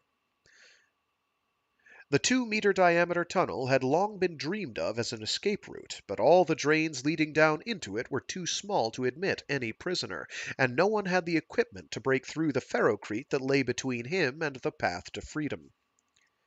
Shin watched as 2 of the dozen-man team placed the explosive charges in a circle around one of the drains. "Those shaped charges should blow up and out with enough force to open a hole for us to climb through into the cell blocks." The mech warrior glanced up at the drain. "I hope the Yakuza who volunteered to get themselves incarcerated so they could get word to the Legion's people will be able to get out again." Motochika had been first in line for that duty. To reassure himself, Shin dropped a hand to the curious weapon he had been given for the assault. Mated to the body of a laser rifle, the barrel and action of a pump-fed shotgun clung to the underside of the laser's barrel. For the 6th time since entering the tunnel, Shin looked at the pulse duration selector for the laser and held himself back from increasing it to a full half-second. "If a .25-second bolt can't melt its way through something, the shotgun will just have to knock it down." Mindful of his encounter with an armored infantryman half in and out of his armor, Shin had filled the bandolier hanging across his chest with heavy slugs. That the shotgun would eject to the right and cross his line of sight bothered the left-handed Yakuza a little, but he dismissed the concern as trivial. "If that's the worst thing that happens to me in this operation, I will be doing fine." More practically, Shin drew confidence from the bandolier's heavy weight and the fact that the thigh pockets of his black fatigues bulged with power packs for the laser rifle. As the last minute counted down on the clock, Shin and the rest of the team moved back down the tunnel. 30 seconds to the blast. The Yakuza outside the prison should start their rocket barrage as soon. Their rocket barrage is soon now. The Inferno missiles should shake up these invaders a bit and even provide us some illumination. If they miss their deadline, we just switch the explosives over to remote. Nope, there they go. The thunderous rumble of SRM and Infernos exploding against the prison walls and gates reached the tunnels below Kurushiyama. As flames soared high into the sky, enough light flickered down through the storm drains to nearly blind the team waiting below. As the last second vanished from the As the last second vanished from his faceplate clock, Shin ducked his head, screwed his eyes shut, and clapped his hands over his ears. Don't forget to open your mouth. The force of the explosion bounced him a meter back down the tunnel, but he recovered his balance almost instantly. Uncoiling like a snake, he darted forward. In the shower of dust filtering down from the hole, Shin saw the twisted ends of the metal bars that had formed the tunnel's skeleton. Letting the rifle swing back on its shoulder strap, he grabbed a bar and pulled himself up into the dark confines of the prison laundry. Others also clambered up and out of the hole, then spread out to form a perimeter. Firelight streamed in through the barred windows, dispelling all but the most dense shadows. Shin pointed one man to check a line of washers that had been tumbled over like dominoes in the blast, then sent others forward toward the doors. When his scouts reported all clear, Shin moved the team out. We're in the lowest level of Katana Block, up the corridor, around the corner to the stairwell, through the checkpoint, and we reach the gallery. Blow the bar locks and everyone is free. Shin moved to the front of the group. He stopped at the end of the corridor, glanced quickly around the corner, then waved the others onward. Another man dropped to one knee at the base of the stairs while Shin swept past him, taking them two at a time. A flash of motion caught by the faceplate's enhancement of his peripheral vision gave him enough warning. Shin launched himself into a rolling dive that took him to the stairs' first landing. He ignored the grinding pain in his back as he somersaulted on the bandolier. Ow, indeed. It's like a string of Lego bricks. Reaching a sitting position, he slewed himself around so that his back slammed into the landing's far corner, pounding pain through him again. Needles of laser light burned yellow-green flames in the bricks just above his line of travel. In the laser rifle's backlight, Shin saw the hulking shadow of a man silhouetted between the stair railing and the building wall. Shin swung his own weapon into line with the apparition, then jerked the shotgun's trigger and hit the laser's firing stud. His laser bolt caught the smoke jaguar just above the waist of his dark green jumpsuit. The shotgun slug slammed into the laser rifle, destroying its energy coils in a brilliant electric blue flash, then ricocheted into the invader. It entered his chest just above the laser wound and spun the warrior away into the wall. The smoke jaguar hit the bricks hard, then rebounded and cascaded limply down the stairs to Shin's feet. Two more Yakuza ran up the stairs. One knelt beside the smoke jaguar and checked his throat for a pulse, while the other dropped to Shin's side. "Are you hurt?" Shin shook his head, then rubbed his right hand against the left side of his chest. The gun was just seated wrong. It recoiled into my ribs. He rolled forward and scrambled to his feet without assistance. He straightened up slowly, then pumped another shell into the shotgun's action. Wait! What are you doing? Wait, what are you doing? Oh, never mind. No, that is him. Wait! What are you doing? The man who had knelt next to the invader had drawn a knife from his boot. He still lives! Shin felt a hollowness in the pit of his stomach. He nodded to the man, who then cut the smoke jaguar's throat. Shin motioned to another member of the team to move up the stairs, and pointed toward the steel door set back from the top of the stairs. As the man unlimbered a portable rocket launcher, Shin carefully deployed those Yakuza who had not already taken up their assigned positions. Go! The armor-piercing rocket's depleted uranium tip punched through the door like a bullet through an apple. 2 meters beyond the thick steel slab, the rocket's warhead exploded within a narrow rectangular chamber. A jet of fire stabbed back out of the entry hole to scorch the stairwell wall. Then subsidiary flames created a reddish-yellow corona around the door seconds before it tottered from its tracks and smashed flat against the ferrocrete floor. Smoke billowed from the chamber beyond the door. The upper half of each wall had been blown out by the blast, sowing glass shrapnel through the guard chambers on either side of the security checkpoint.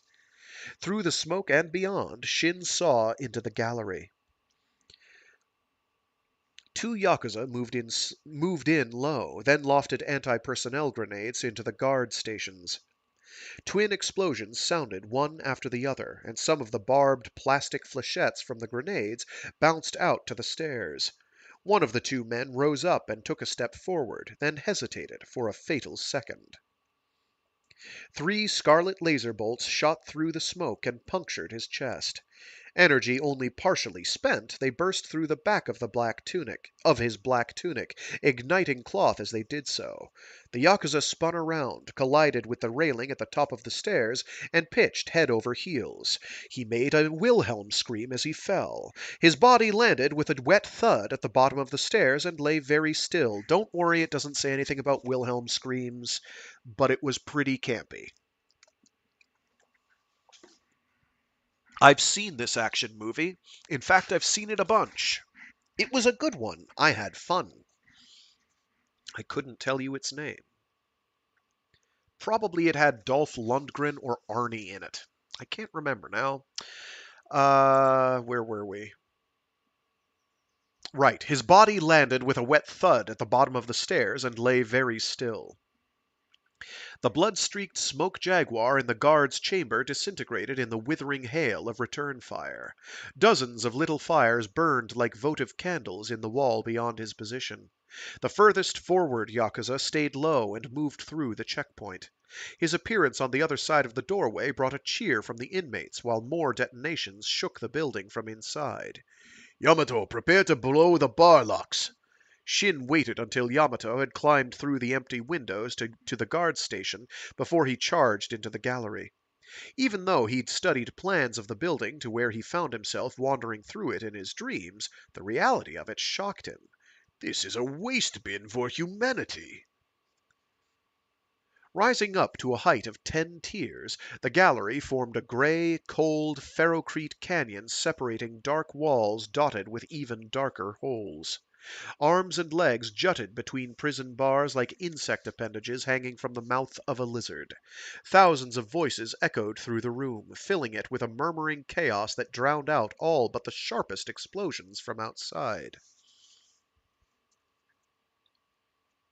Shin darted toward the staircase leading to the upper levels of the cell block. A shotgun blast blew the lock from the wire mesh door. Shin ripped it aside and sprinted up the stairs. Ohiro is in cell 17, tier 3. Another shotgun slug mangled the lock on level 3 and gave Shin access to the tier's balcony. People jammed the doorways, stretching their arms out to claw at him and draw him closer, desperation on their faces. They all want to be free, but they're terrified they'll never make it. We've got to get them out. He found the mouth of cell 17 and leveled his gun at the inmates choking it. They melted back, leaving Shin a clear view of Hohiro seated on a cot. He'd raised himself up on his elbows and had an expectant look on his face, but the circles under his eyes and the bloody rag wrapped around his right leg gave the Yakuza the true story of Hohiro's condition. Shin stepped to the balcony and raised his right hand. Someone down below relayed the signal to Yamato. A sharp flash of light preceded the report of an explosion and the resulting alarm signal. A series of metallic clicks sounded up and down the cell blocks, and inmates quickly pulled their limbs back through the doors. The steel bar portals slid back throughout Katana Block, and the denizens of the cells poured out. Shin fought his way through the press of prisoners into cell 17. He pulled his faceplate back onto the top of his head and seated himself on Hohiro's bunk. Pulling free the medical pack from its straps at the small of his back, he smiled at his shosa. Sorry we could not come for you sooner. Hohiro laughed with relief as tears rolled down his ashen face. I am glad you came for me at all. Even when word got through that something was going to happen, I couldn't believe it. I should have known you would come up with something. Shin shook his head. I am merely the servant of a master craftsman, doing what I have been told. He ripped open the leg of Hohiro's prison togs up to mid-thigh, then pulled a white adhesive patch from the medical pouch. He pressed it to Hohiro's leg just above and behind the knee. That's for the pain. Can you walk? Hohiro nodded, the tension lines around his eyes beginning to ease. I can walk, maybe run for a short distance. Good. Bare your right forearm. As Hohiro complied with the command, Shin slapped a blue patch into the crook of his elbow.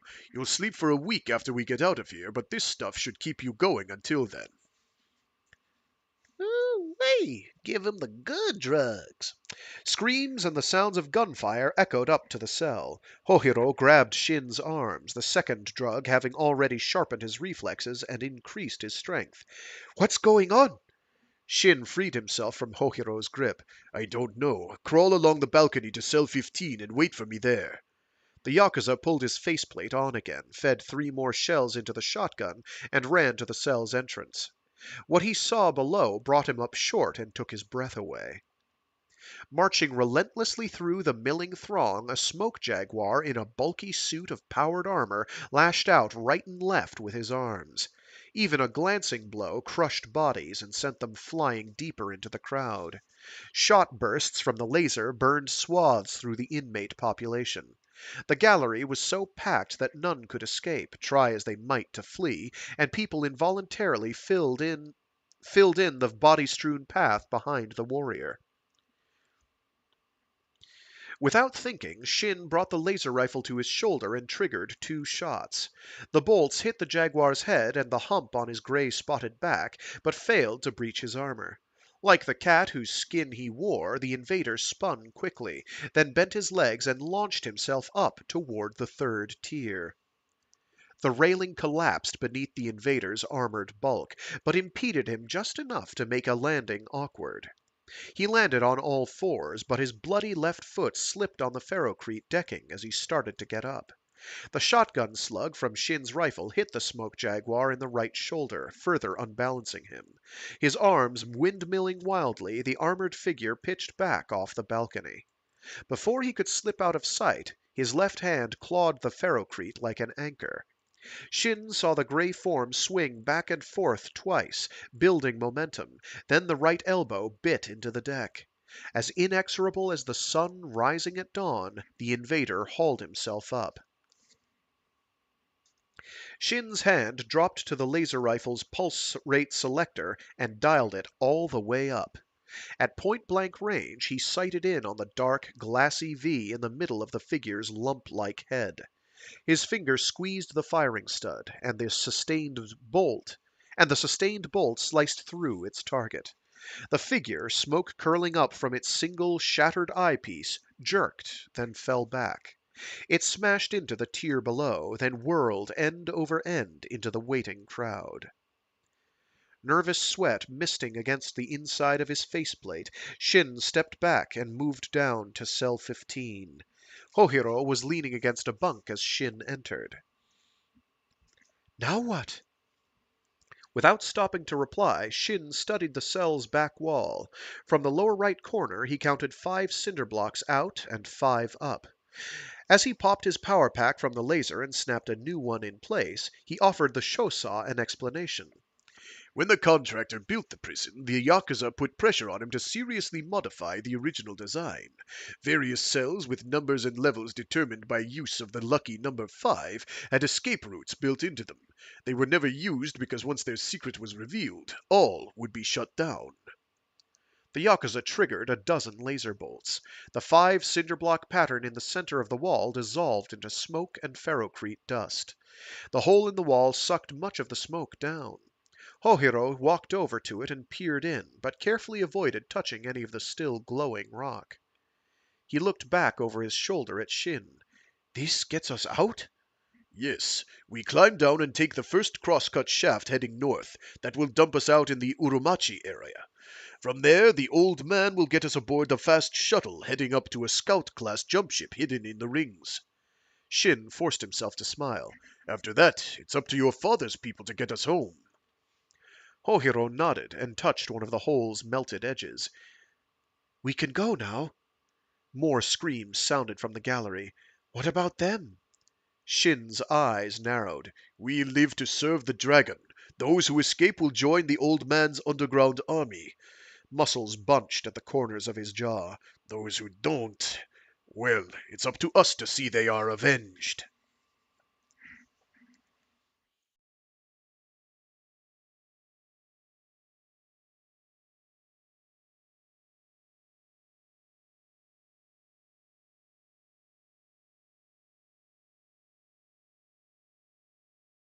Chapter 24 Nadir Jump Point, Arcturus, District of Donegal, Lyran Commonwealth, 26 May 3050.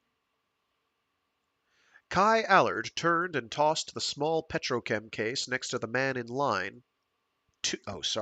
Kai Allard turned and tossed the small petrochem case to the next man in line as the stream of cargo continued to flow from the small shuttlecraft's cargo hold.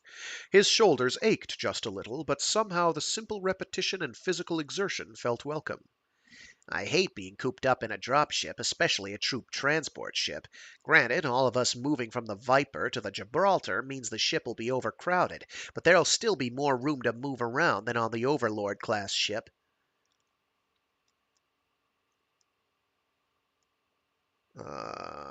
Do I know this guy? Lieutenant Allard! Kai turned at the sound of the voice and began to smile at Lieutenant General Redburn when the guy next in line turned and shoved the next parcel at him. The sharp edge raked across the back of Kai's right hand, gouging out a bloody gash. Youch! Kai caught the package in his left hand and passed it along, then took a step back and inspected the damaged hand. The trooper looked stricken. Sorry, sir. Kai shook his head, and Andrew Redburn reassured the soldier. Not your fault. I shouldn't have broken the rhythm of the line. Kai sucked at the cut, then watched as blood refilled the wound. He clapped his left hand over the back of his hand to stop the bleeding, then grinned at Andrew. You'll forgive me if I don't salute, sir. Andrew nodded and draped his arm over Kai's shoulder. I was up on the officers' deck waiting to welcome you with the rest of the 10th Guard officers, but you weren't there. Lieutenant Pelosi told me you'd come over with a cargo... frickadoodle. Lieutenant Pelosi told me you'd come over with a cargo shuttle and were helping out. I should have known. Should have known what, sir? That I wanted to help load and unload cargo, or that I wanted to avoid shipping over in the same shuttle as Deirdre Lear? Kai shrugged.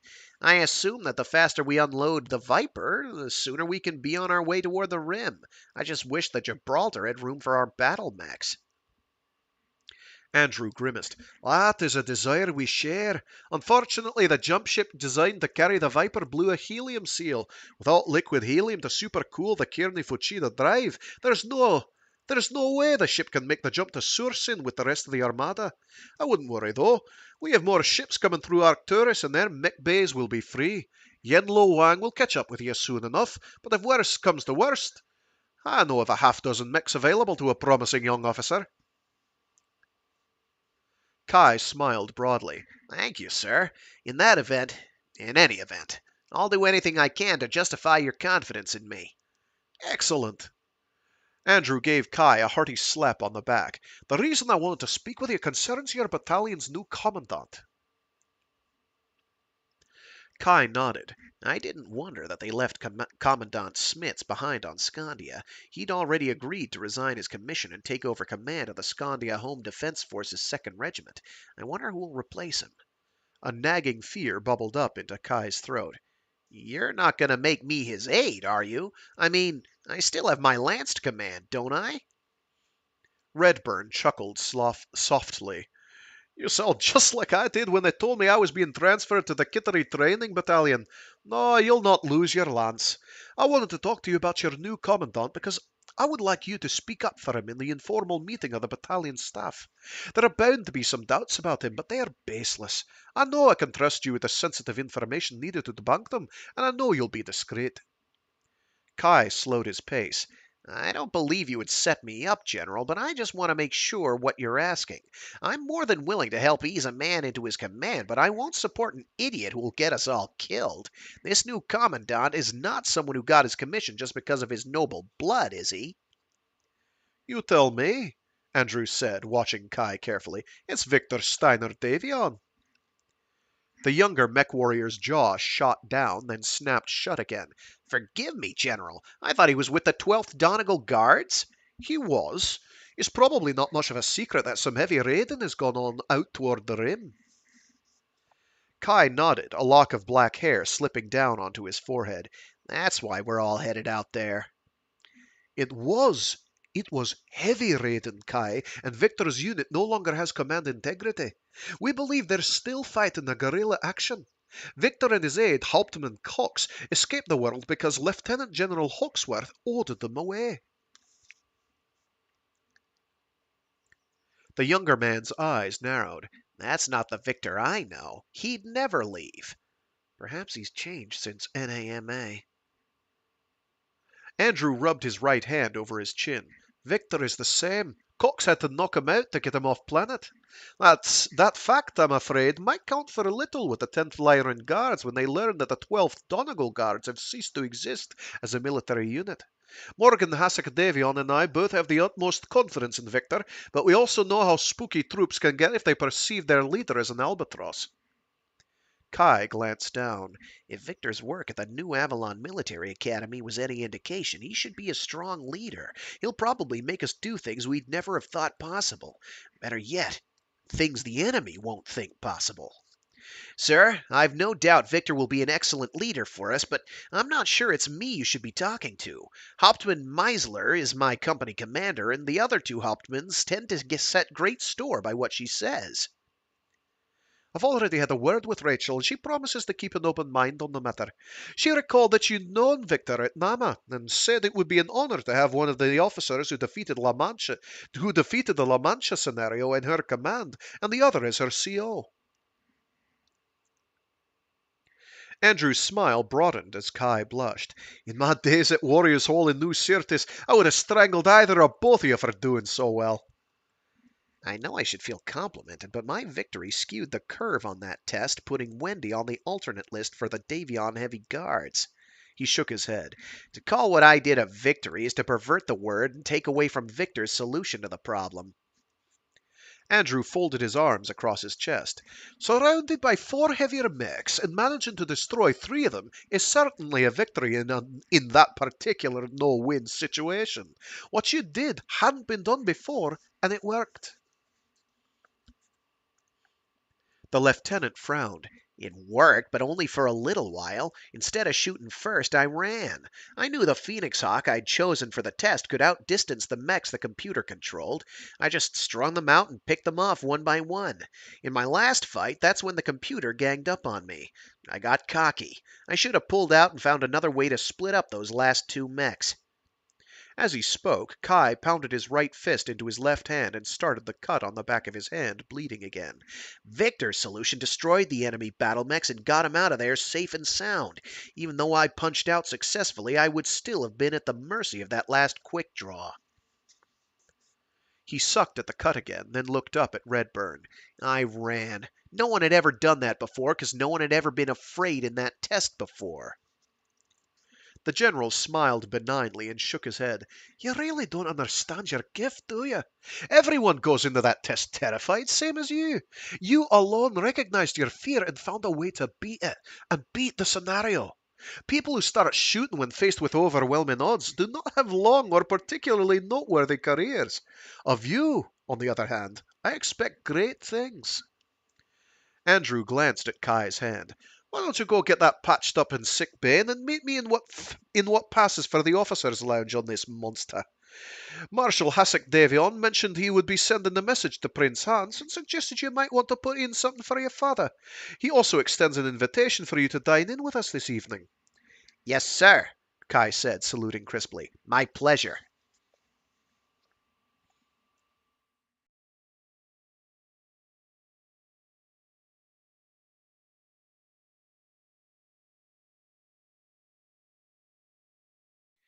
Kai showed the gash on his hand to the orderly just inside the sick bay's hatchway. It's really nothing. The young man shook his head. Best to be sure. He pointed back toward a hatchway leading deeper into the ship's hospital. Just go through there and sit in Alpha Berth. The doctor'll be with you in a minute. Oh boy, here we go. You see where this is coming. Where this is going. The mech warrior crossed the small antechamber and hopped up onto the examination table, his hand smearing a blood stain on the white paper that covered the table. Kai looked down at the cut on his hand and gently probed it with his index finger, which started some new blood oozing. Think we'll need morphine? At the icy tone of voice, Kai straightened up. No, Dr. Lear. None too gently, she picked up his right hand and examined it. The cut's not bad, but your hands are filthy. She picked up his left hand and looked at the black dust coating it. Using this hand to stop the bleeding is about as safe as cauterizing a shaving cut with a laser rifle. Well, Doctor, I saw no need to wash my hands before getting cut, and I came down here immediately afterward. He tried to get her to smile with one of his own, but it did not work. Well, then, I guess the rumors about you are true. You are special. Imagine being able to get dirty and injured up on the officer's deck. I thought that impossible. I wouldn't know. Kai slid forward and off the table. I got cut down in cargo bay, unloading luggage and supplies from the Viper. He pulled his hand from hers. The damned case that cut me was probably yours. She cocked her head and frowned. You were where? The mech warrior matched her cold stare. I was down in the cargo bay unloading the supply shuttle. I flew over here from the Viper in it. He looked away. I wanted to stay away from the other shuttle to prevent having a scene with you. Deirdre took his right hand again, this time more gently, and directed him to a sink fitted with a transparent plastic hood. Foot pedal controls the water flow. Use the stuff in the green bottle there and wash the cut well. I've used a Zero's G sink before, Doctor. Kai squeezed some of the gelatinous green scrubbing compound onto his left palm, then added water and rubbed until foam covered his hands. I have got to start calling liquid soap gelatinous green scrubbing compound. Somebody write that down. Frag must call liquid soap gelatinous green scrubbing compound. The foam had started out as greenish-white, but most of it had taken on an ashy tint. Kai rinsed his hands. It's such a good way to make it sound more sci-fi, too. Instead of soap, let's call it, because we're in the future, gelatinous green scrubbing compound. Sorry, I'll stop. Kai rinsed his hands. Even before Deirdre could direct him to do it, he soaped them up again. He took special care to clean the cut, then rinsed and presented his dripping hands to her for inspection. Do they pass? She bit back her first answer, then nodded. She opened a cabinet beside the sink and pulled out a pump spray bottle filled with a vile yellow liquid. It moved in the clear container with a viscosity somewhere between water and spit. This'll sting. Of course. Touché, Lieutenant. She hit the sprayer's trigger and coated the back of his hand with the mustard-colored disinfectant. Kai's hand jerked involuntarily, but she held on and gave it another spray. I'm sorry. This'll help seal the wound. It's not bad enough to require staples. She looked at it more closely. I think I'll use a butterfly bandage to draw it together. That, or... She glanced up at him, her voice sympathetic. You could have a small scar after it heals. Confusion ran through Kai's mind. I don't understand how there's so much anger in your voice one moment only to have it vanish the next. You hate me for some reason, but your role as a medic overrides that personal feeling. That was internal monologue. A bandage will be good. If nothing else, it will remind me to be more careful. A good idea at any time. She replaced the bottle in the cabinet and pulled out a small barbell-shaped bandage. Uh, Evidently, butterfly bandages are not lost tech. This is good to know. I never thought I'd learn that, but we did. Freeing it from the backing, she stretched it across the center of the cut, then pressed the ends down. The elastic material contracted, tugging the edges of the cut closer to each other. How did it happen? Kai shrugged. I was helping pass stuff down a line and got distracted by General Redburn. Deirdre's blue eyes flickered. Hobnobbing with the brass, eh? The mech warrior stiffened. No, he sought me out. General Redburn had something he wanted to tell me. She smiled coyly. But he is an old family friend, isn't he? Does she have some antipathy toward nobles, after all? Kai nodded, feeling uncomfortably like he was stepping into a trap. He served with my father before the Fourth War. Deirdre Lear's eyes hardened, and Kai read anger and pain in them. Her coldness toward me has something to do with the war, or perhaps my father. Didn't Andrew say her father had been oh geez, I thought that said merch. A merch warrior. Didn't Andrew say her father had been a mech warrior who died when she was young? She's not that much older than me, so she probably lost him in the war. Who knows? He started to tell her he was sorry about her loss, but something stopped him. Don't. You don't know anything about her father. A horrible thought struck him. Her father might have died in the assault on Sarna, whose defense some say my father planned. Wait. Try to learn about her background. If you'll say anything right now, it will only make things worse. He bowed his head. Thank you for attending my wound. Be more careful in the future, she said, all compassion gone.